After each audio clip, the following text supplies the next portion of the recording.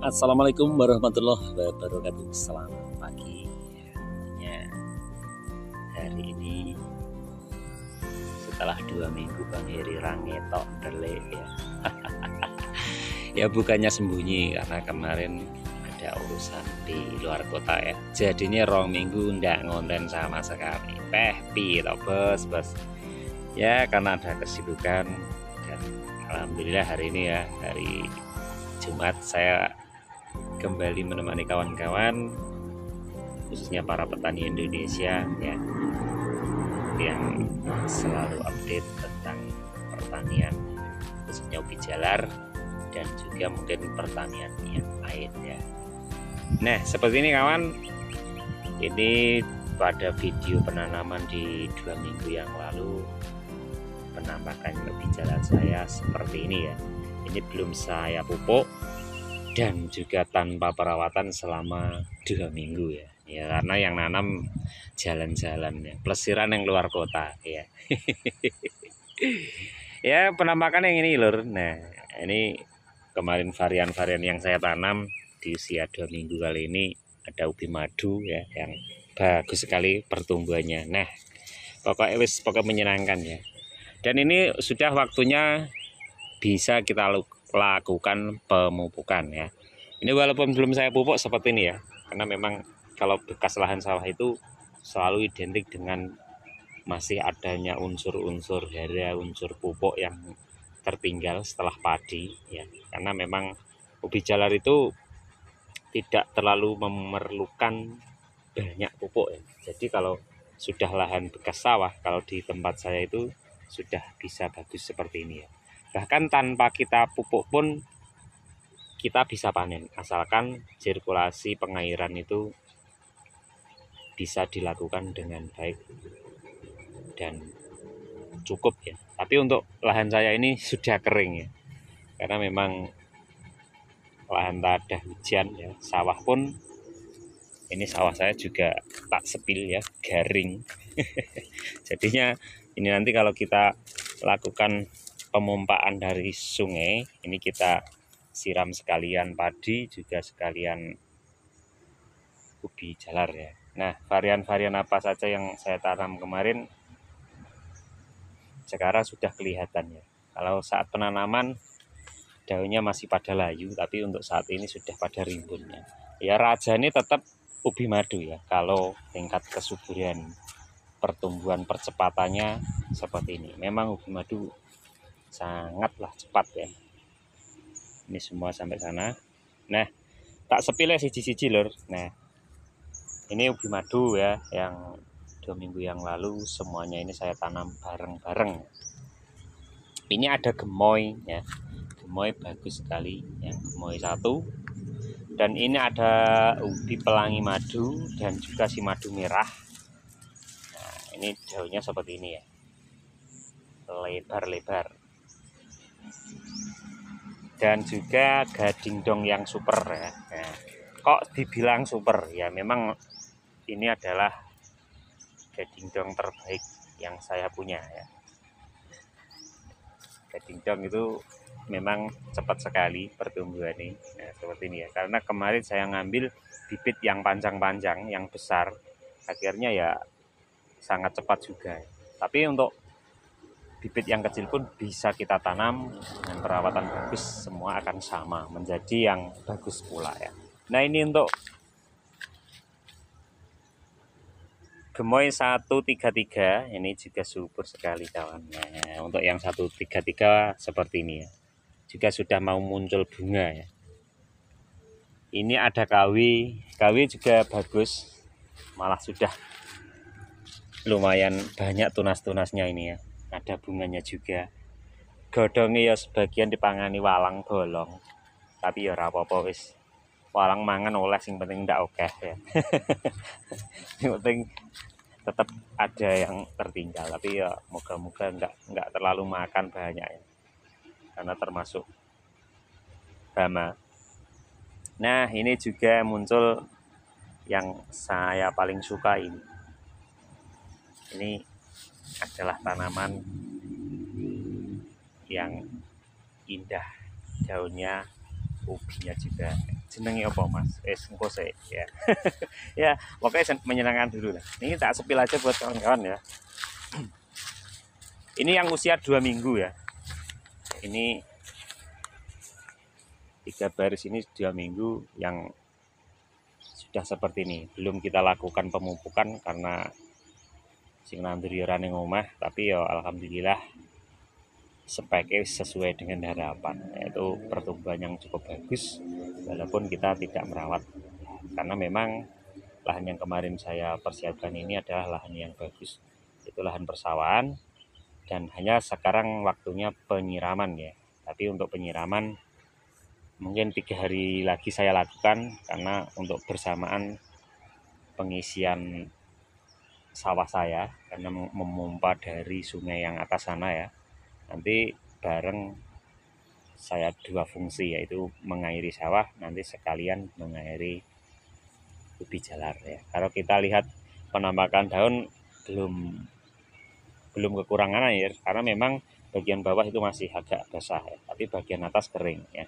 Ini nanti akan saya lakukan penggemburan ya, karena kemarin masih gini ya. Nah, ini sudah kering. Ini nanti kalau berongkalan ini saat penggarapan manual kan ini masih besar-besar ya. Dan nanti kan posisi sekarang sudah kering. Ini nanti kita lakukan pengairan. Ini setelah dilakukan pengairan ya, mungkin penyiraman beberapa jam saja, besoknya kita lakukan penggemburan tanah ya.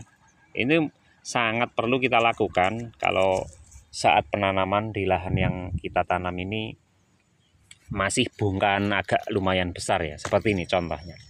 Ini fungsinya ini nanti kalau kita lakukan penggemburan, tentunya untuk pembesaran ubi itu akan lebih bagus ya.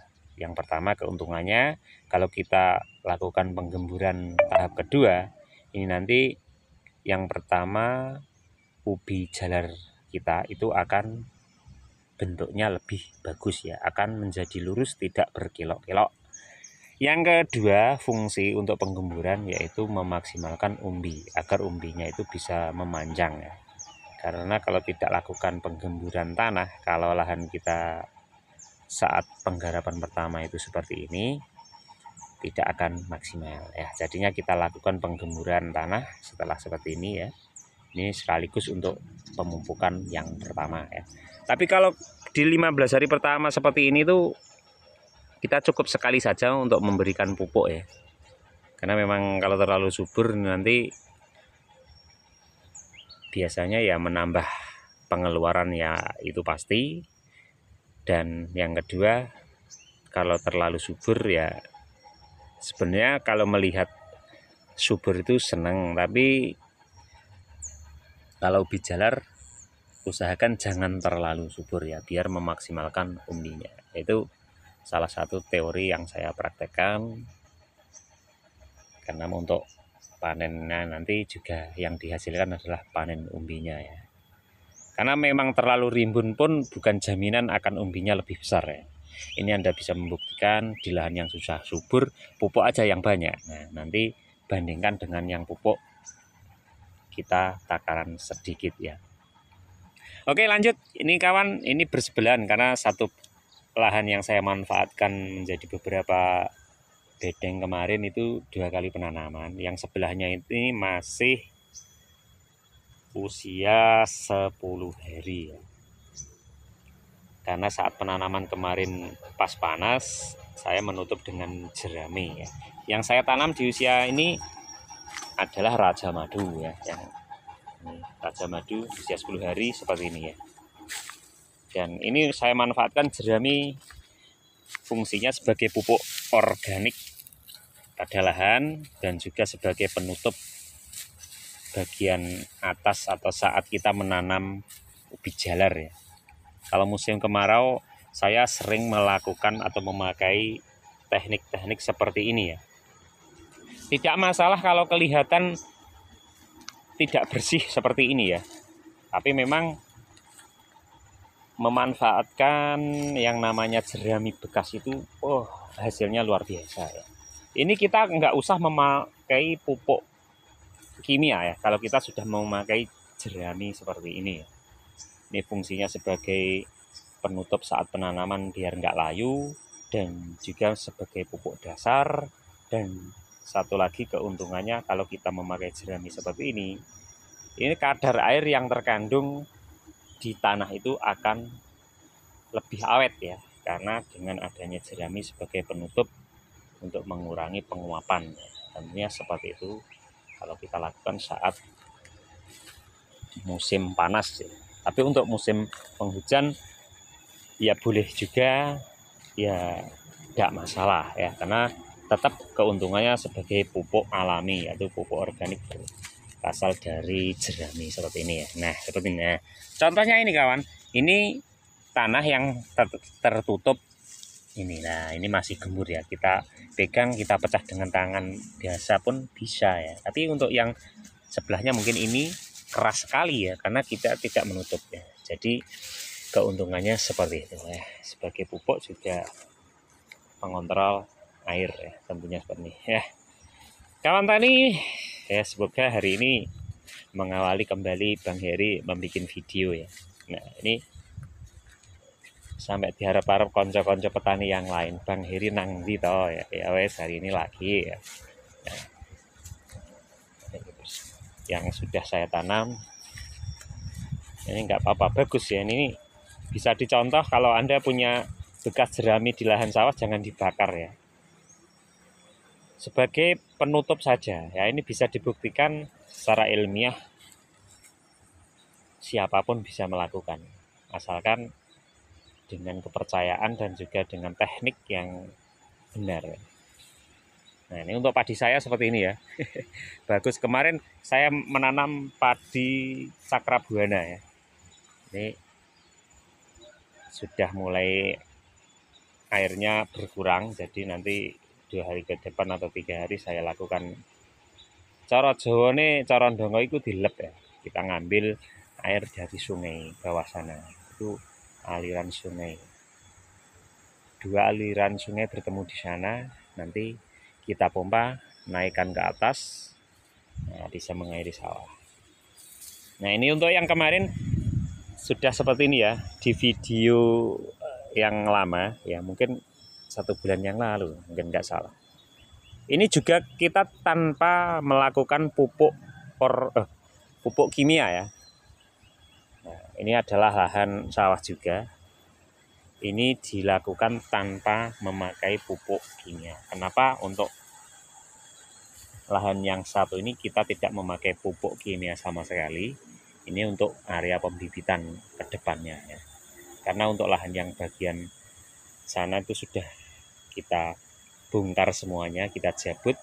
Nah ini ganti sebagai lahan untuk pembibitan kita yang ada di sebelah sungai ya. Ini kita tidak memakai pupuk kimia sama sekali untuk pembibitan ya. Tapi walaupun pembibitan ini nanti ubinya atau isinya itu maksimal sekali ya. Karena kita ngambil penyiraman dari sungai ya, sungai itu kan pasti banyak nutrisinya ya, entah dari sampah yang ikut di sungai atau yang lain ya. Kita sebagai pupuknya hanya mengandalkan itu ya. Bukan karena apa-apa, karena ya itu tadi memanfaatkan alam ya. Karena memang untuk bibit itu yang paling bagus tidak memakai pupuk kimia ya. Nah ini untuk kawan-kawan bisa dicontoh perbandingannya yang memakai pupuk kimia dan tidak ya. Yang paling bagus itu memakai pupuk kandang ya, entah kotoran kambing, ayam, atau jenis unggas yang lain. Oke kawan, hari ini sampai di sini dulu ya. Nanti sepil kedua akan saya perlihatkan tanaman yang hampir panen ya. Ya ini untuk Raja Madu, bagus sekali ya, usia 10 hari tanpa perawatan, tanpa ya pokoknya urip opo eneke, karena dia ditinggal lesiran wis ndak apa-apa wis. Nah, enggak apa-apa, yang penting bagus ya. Seperti ini. Ya untung kita memakai jerami. Ya ini kalau kita tanpa memakai jerami sebagai tutup, kemungkinan kalau tanpa perawatan sudah banyak yang layu ya. Jadi manfaat dari jerami multifungsi ini sangatlah berperan penting untuk bijalar saat menanam di musim kemarau. Ini yang video awal itu dengan judul manfaatkan sisa lahan untuk ubi jalar ya seperti ini. Kita manfaatkan. Ini ada ubi mutiara, juga ada pelangi, ada kawi, gemoy, ya banyak yang lain jenis-jenis yang saya tanam pada lahan tersebut. Oke, salam tani, semangat terus bersama pertanian kita. Assalamualaikum warahmatullahi wabarakatuh.